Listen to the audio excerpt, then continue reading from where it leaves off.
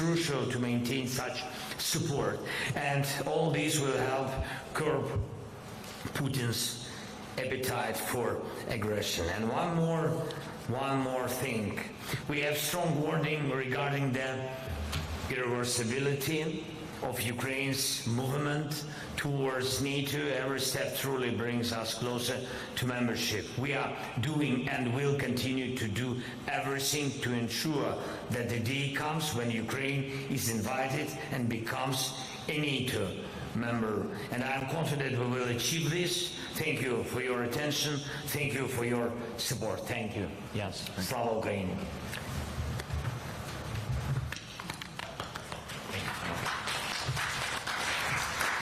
Thank you.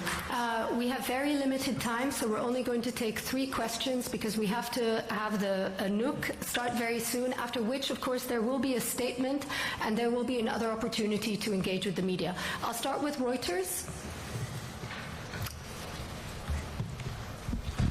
Thank you. Sabine Siebold with Reuters. SecGen, CNN has a report saying that the US and Germany foiled a Russian plot to kill the CEO of German arms maker Rheinmetall. That's the company that's producing artillery shells for Ukraine. Can you confirm that there was such a plot? And who were the other defense industry targets?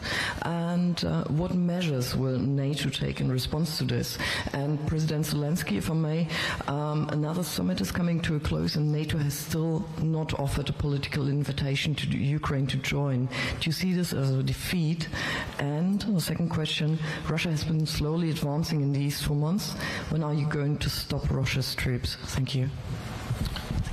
Well, I can start to answer the first question by saying that I will not go into that specific report. What I can say is that we have seen a pattern, a Russian campaign organized by the security services to conduct hostile actions against NATO allies across the alliance, with sabotage attempts, with cyber attacks, with arson, with different types of hostile actions against NATO allies. And these are not standalone incidents. These are part of a pattern, part of an ongoing Russian campaign. And the purpose of this campaign is, of course, to intimidate NATO allies from supporting Ukraine. What we have seen over the last months is that NATO allies have not been intimidated. NATO allies are actually stepping up their support, delivering more aid to Ukraine. And today we agree a package with a NATO command for Ukraine, with a long-term financial pledge for Ukraine, with more immediate support, with the new Patriots and ammunition to Ukraine, and with the bilateral security agreements on top of everything we do to enhance our interoperability with Ukraine. So yes, we see a Russian attempt to intimidate us from providing support, but we see that it has, if anything, the opposite effect on NATO allies. They're actually stepping up their support for Ukraine. Let me add one more thing, is that we have seen arrests across the alliance, in the United Kingdom, in Germany, in Poland, in the Baltic countries, following these hostile actions. And of course there are ongoing legal processes, and what NATO does is also to increase intelligence sharing to help allies to protect against these actions. Thank you so much for your questions. So first of all, we are very close to our goal. I think next step will be invitation, and after that will be membership. It's understandable that we will not be in NATO till the war will be in Ukraine, but I hope that we will prevail. And today I see successes for our people, our families, for them, especially after this brutal attack on our hospital, children's hospital. I think we are not thinking in Ukraine about wording which are close or not close to NATO. We are thinking about real strong steps from very strong people.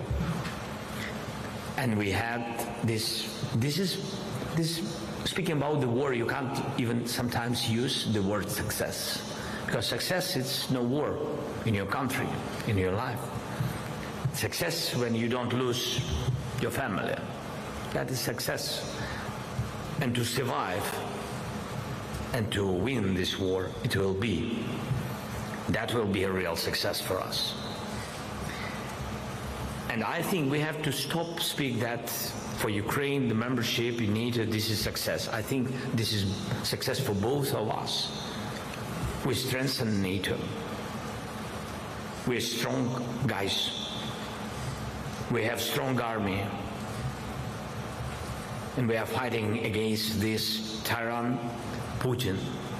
And that's why Ukraine in NATO, this is both success.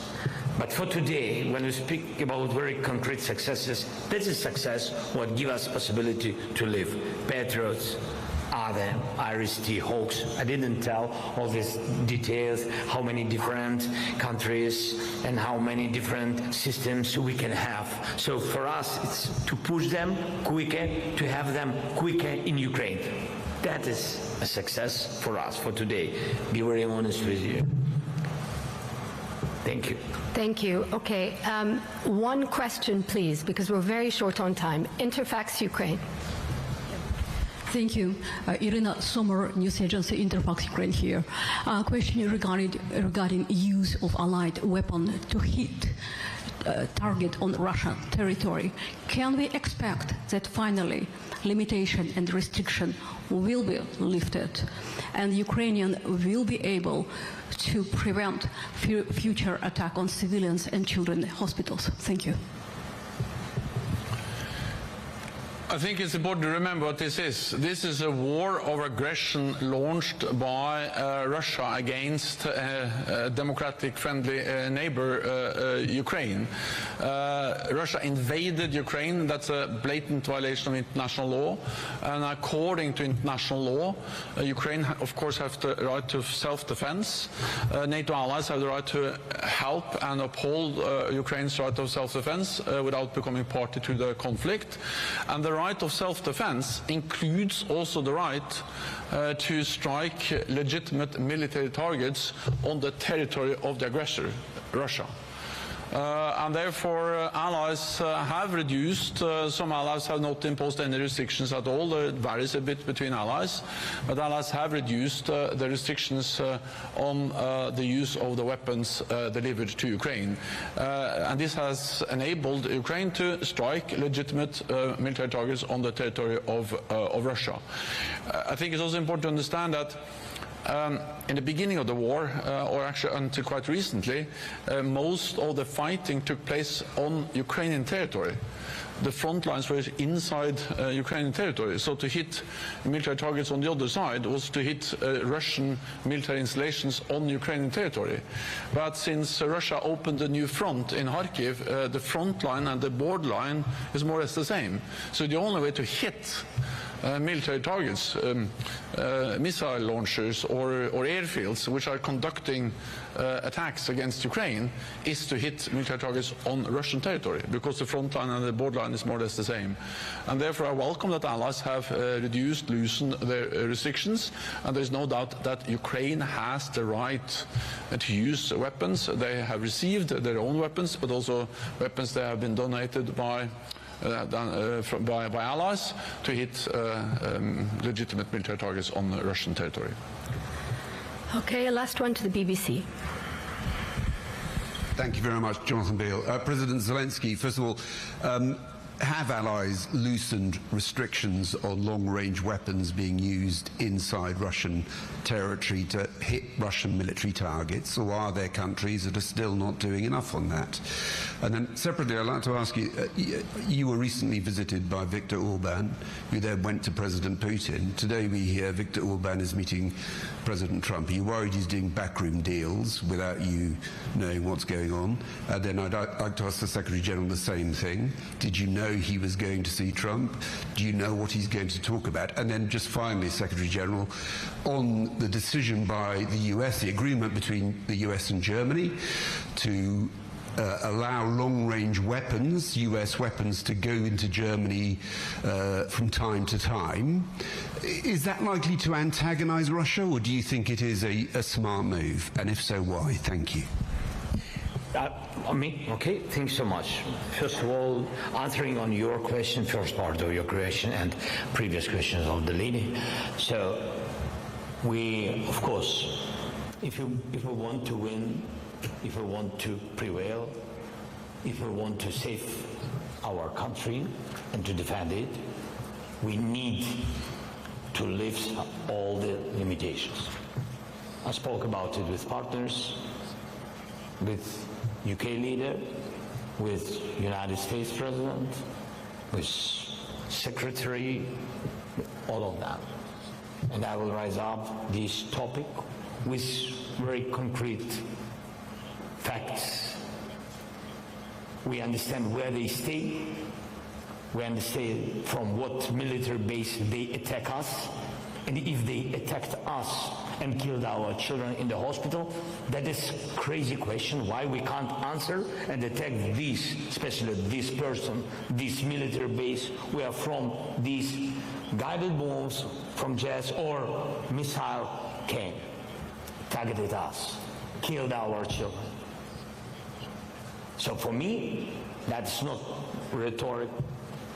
For me, it's real plan. And for our people, not for soldiers, not only for soldiers. That is their job, they understand it. Now this is the plan for all our nation. And we are waiting from our allies, and I'm sure that our friends, allies, will understand all this. We've got very good messages from UK leader, and I hope that we will have we will make such decisions. And of course, again, if we really want to have Ukraine on the map and not to have Putin, who is attacked half of the planet, yes, we need to do very concrete steps, quick, very quick steps. And the second part of your question, I forgot, I'm sorry. Orban, he was in Kiev. I didn't know that he will go to Putin or then to China, and you said now to Trump. Yes, so what the question? Where he will go tomorrow? I don't know. I don't know, maybe he will come again to Ukraine. I don't know. I mean, that's between us, with all respect to everybody, with all respect to all the countries, in big and small countries, but we have to understand that not all the leaders can make negotiations. You need to have some power for this. Okay, then on the same question. So first, I can do the last question first on the issue of U.S. long-range missiles deployed in Germany. Well, they have announced that there will be periodic deployments of these long-range conventional missiles in Germany. That first of all demonstrates the U.S. commitment to NATO, to European security, which I think is a good and very clear and welcomed message. Second, it demonstrates that NATO is about deterrence. The way NATO has prevented war, preserved peace, is by have at all times credible deterrence. We live in a more dangerous world.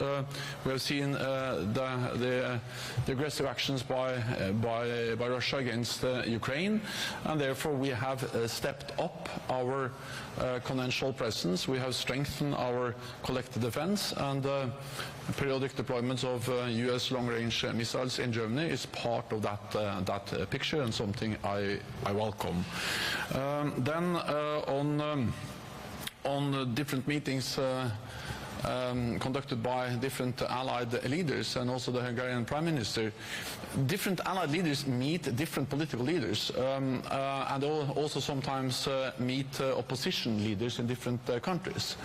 and it's not for NATO to try to regulate the kind of travel plans for different NATO leaders. What matters for NATO is that all NATO allies agree on the policy, and we have yesterday agreed a very strong declaration from the 32 allies expressing our support to Ukraine, supporting Ukraine's territorial integrity, sovereignty, and pledging to continue and to step up our support for Ukraine. And I agree actually with what President Zelenskyy just said, that of course language is important, but actions speaks louder than words.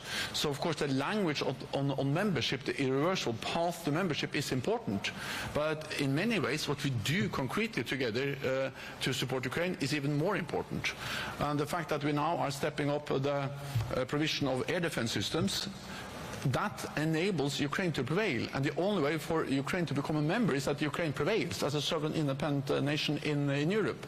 The long-term pledge, the NATO command, the bilateral security agreements, interoperability, these are concrete things we will do, finance and do together with Ukrainians, and for me actually these actions speaks louder than the language. The language is important, but more important is actually the concrete actions we are doing together with Ukraine. And all allies have agreed on this.